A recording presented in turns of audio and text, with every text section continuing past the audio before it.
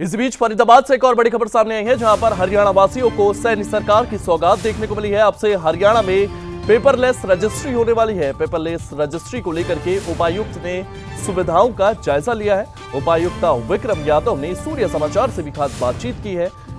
Paperless registry को लेकर के उनकी ओर से तमाम पॉइंटर्स जो है वो सामने रखे गए हैं। सूर्य समाचार से खास बातचीत करते हुए भी यहां पर उपायुक्त विक्रम यादव नजर आए। तो पेपरलेस रजिस्ट्री को लेकर के उपायुक्त ने सुविधाओं का जायजा लिया है। किस तरीके की सुविधाएं यहां पर आमजन को दी जाएगी, इसको लेकर भी उन्होंने अपनी बात रखी है। क्या कुछ कहा है, सुनते हैं।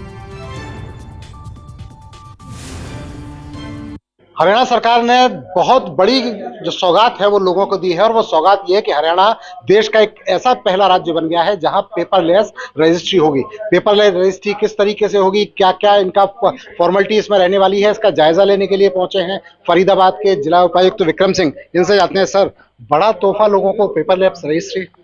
बिल्कुल ही जी, जैसा कि माननीय मुख्यमंत्री जी ने, रेवेन्यू मिनिस्टर साहब ने और FCI मैडम ने जो एक डिपार्टमेंट का एक नया इनिशिएटिव है, पूरे भारतवर्ष में पहला इनिशिएटिव है ये कि जो पेपरलेस और ऑनलाइन रजिस्ट्री जो करवा रहे हैं, इसमें लोग खुद ही अपनी डिटेल्स डाल के जो रजिस्ट्रेशन पोर्टल है उस पर डाल के और फिर चेक करवा के वेरिफिकेशन करवा के अपने उनके डॉक्यूमेंट ठीक है तो अपॉइंटमेंट लेके यहाँ पे बस उनको साइन करने और फोटो खिंचवाने आना पड़ेगा। फिर ये काफ़ी सरल और ट्रांसपेरेंट प्रक्रिया है, तो इससे आशा है सभी लोगों को काफ़ी राहत मिलेगी। अच्छा, जो लोग देख रहे हैं इस खबर को, वो लोग अगर रजिस्ट्री कराना चाहें तो किस पोर्टल पे वो जाएं, किस तरीके से काम करें और क्या प्रोसेस रहेगा?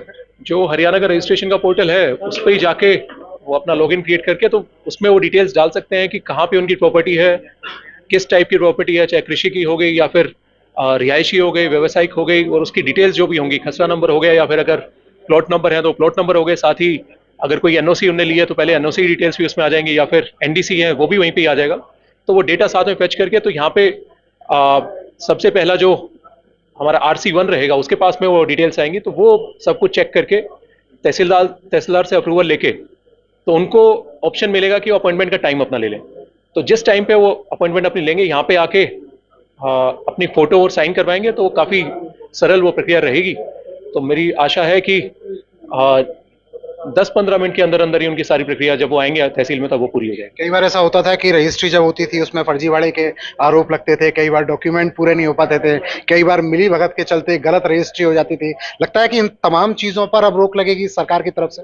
बिल्कुल ही, जैसा कि जो पोर्टल बनाया है और ऑनलाइन प्रक्रिया है सारी, तो इसमें किसी को कोई डॉक्यूमेंट चेंज करने की या फिर छेड़छाड़ करने की या फिर कोई गलत काम करने की जो स्कोप है वो बिल्कुल ही खत्म हो जाता है।